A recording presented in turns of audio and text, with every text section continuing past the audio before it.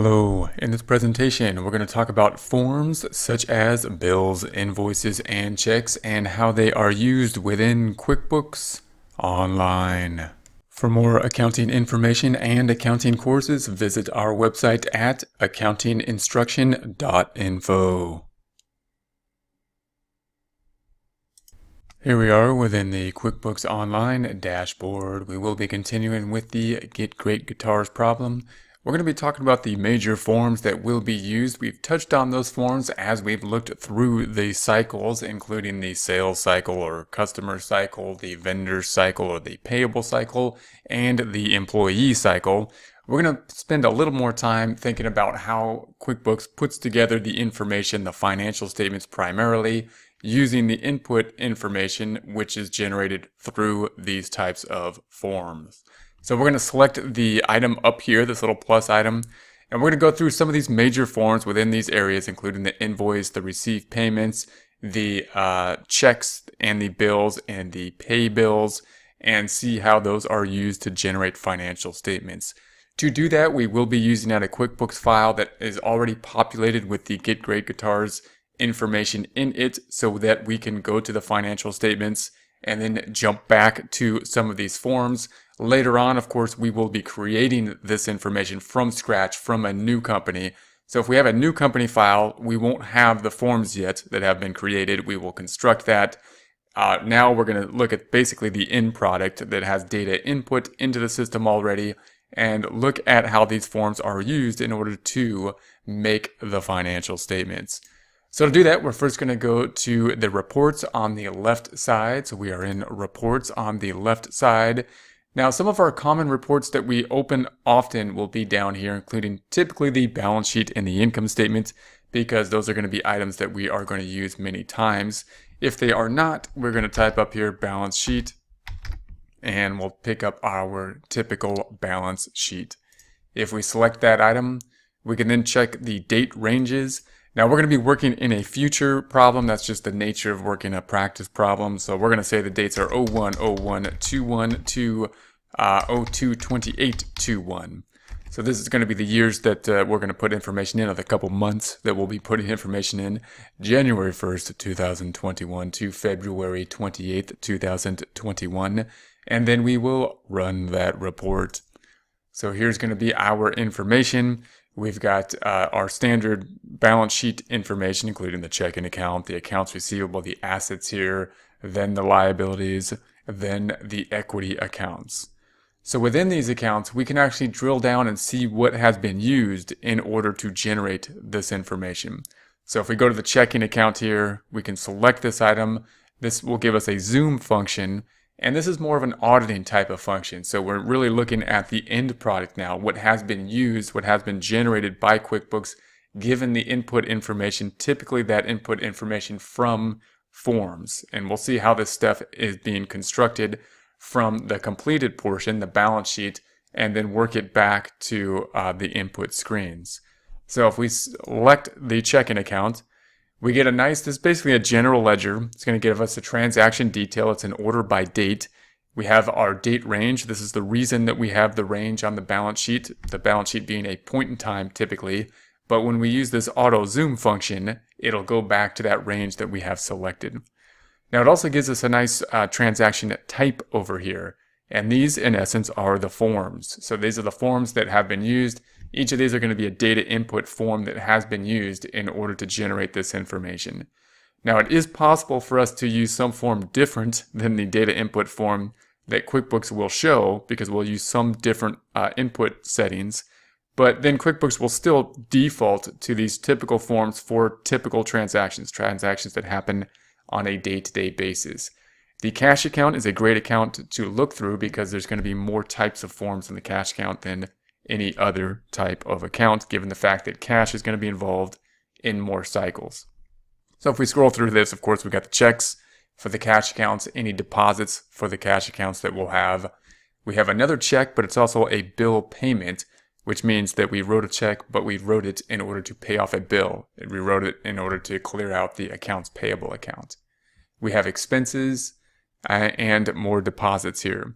If we select some of these items, if we select this check, this is going to be a Vanguard. Let's check into those. We're going to go to Amazon. If we select this Amazon check, then we're going to see the actual details. So we're selecting that check and we'll see the check number. This then is one of the forms that will be used. So we're going back to the data input screen.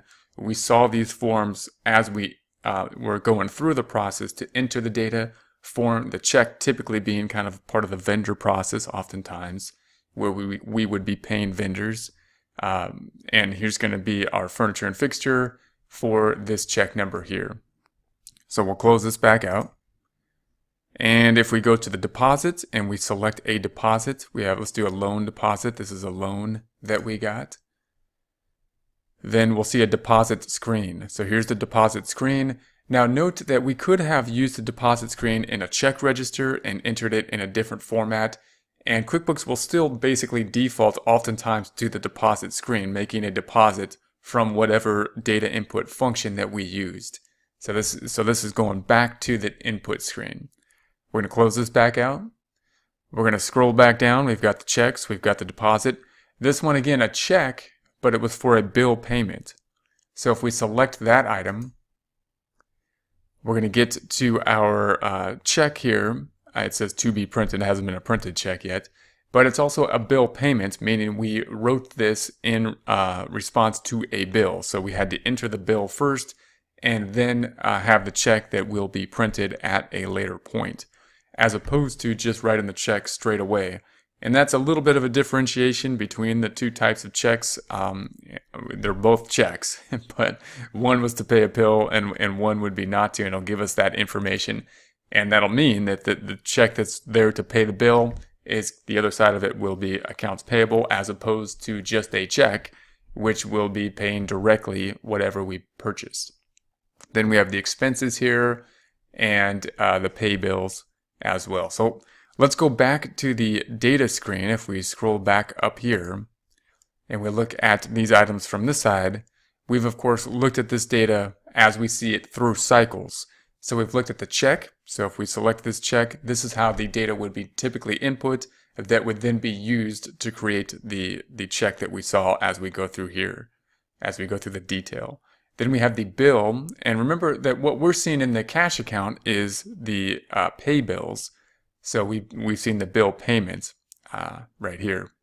And that is in response to first having a bill. We enter the bill that goes into accounts payable, and then we're going to pay the bill, and that's going to be the pay bills here. Then we have seen the bank deposit. So the bank deposit is going to be anytime we go to the bank, we deposit that information. This will be the data input form. So note that if you're working with financial accounting typically and learning accounting, you'll typically be learning the debits and credits. What's a debit? What's a credit? What are the two accounts doing? What's the effect on the accounting equation? When you work with accounting software, it'll typically use data input screens and try to put it in such a way that the day-to-day transactions will be in a format where just about anybody can put that information in, even if they have no idea of the accounting equation or debits and credits or how it will affect the financial statement. That's the point. As we learn this stuff more, we want to get an idea of what are these forms doing, how are they going to affect the financial statements, what are the two accounts that are affected as we enter these forms. As we work with these forms and do the data input, we will take a look at that. We'll take a look at, one, how to do the data input, and then two, how to set up the form in order for the data input to be used, and three, what will be the effect on the financial statements as we create these forms. Let's take a look at the profit and loss statement, and we'll take a look at our major other financial statement and how it is created using the same data input. So we're going to go to reports on the left side. And again, it's probably going to be down here as a report we run often, but we can also just run it up here, profit and loss. This is basically the income statement, what QuickBooks calls the income statement is a profit and loss. We're going to run it for that same date range, 01/01/212/02/28/21, January 1st, 2021 to February 28th, 2021, and run that report. So here is our report. We're going to have our income, we've got our cost of goods sold, and expenses. If we select one of our income accounts, we're going to select one, this is product income. This is going to be something that we're going to use in order to have inventory as opposed to service fee income. Actually, let's look at the service fee income first. It'll actually be more simplified. So we'll look at the service fee income, select this item, and that's our zooming down. So we're really going from the end product, the financial statements, going back to those forms that are used to create it. And we saw those forms before by cycle. When dealing with income, we're dealing with the revenue cycle or the accounts receivable cycle. So we have here the sales receipts and we have invoices. When we select these items, we'll see our forms that will be created. So if we select the sales receipt, we'll go through, and here's our sales receipt. The difference between a sales receipt and an invoice will be that, one, they'll look pretty much a lot similar, but the difference is going to be that we got the cash in this case. You can think of it as we got paid in the store. So this is a sale that happened that we already got the money for. We didn't put it in the checking account, we put it into undeposited funds. And the other side of it will still remain the same in that we had service income. So we did work and we got paid at the same point in time. At this point, it's not inventory.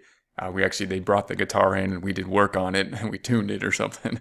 And then we got the money at that point in time and increased the cash, check or cash that we got into undeposited funds. And the other side is going to sales. So that's going to be this item. We close this back out. And the other thing we'll see in sales is going to be invoice. So if we select any of these invoices, it's going to look like a very similar form. This is a form that somebody basically in a store could figure out as they're entering this data. They're going to say, oh, it's an invoice. They fill out this invoice. Here's the customer, Jenny Jones. They're going to enter this data and say what was done, how many hours we have, and it can just generate this form. Don't need to know what's going on. Don't need to even look at this profit and loss that we are looking at this point. But we want to see what's going on here, and later we'll talk about how to set up the invoice in order for this to be generated. So these forms are what we're going to end up using. This will be the same thing, except that the invoice will increase accounts receivable. We have not yet gotten paid. Notice there's no payment field here. This is an IOU. We're sending the bill out. We're sending the invoice, which is our bill, to the client. That means that we hope to get a check in the mail, and the other side is going to that revenue account. So we're going to close this back out. Those will be the major accounts in the sales item for a service item. We're going to go back to the reports up top. Then note the same thing is true if we have inventory. So we're going to sell guitars here. So if we go to this item, which is a revenue item related to inventory that we are selling, we'll have the same forms, the invoices and sales receipts. If we select one of those, it will be slightly different in that the name will be the same, everything will be the same here. It's still going to go to accounts receivable, but instead of having a service item, we're selecting an inventory item, something physical, tangible, typically that we are selling, in this case, guitars. And the reason that's a little bit more complicated is because, one, accounts receivable is still going up, two, sales is still going up, but then we typically often have sales tax, depending on our location, we'll have to deal with, which we'll talk about how to deal with that. And we also have the fact that we have a cost of goods sold, meaning the inventory is going down at this point, and the cost of goods sold is going up, bringing net income down by that cost of goods sold.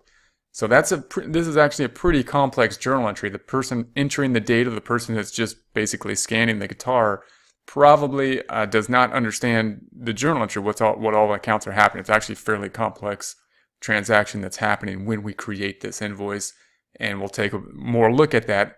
But just note the simplicity of the form.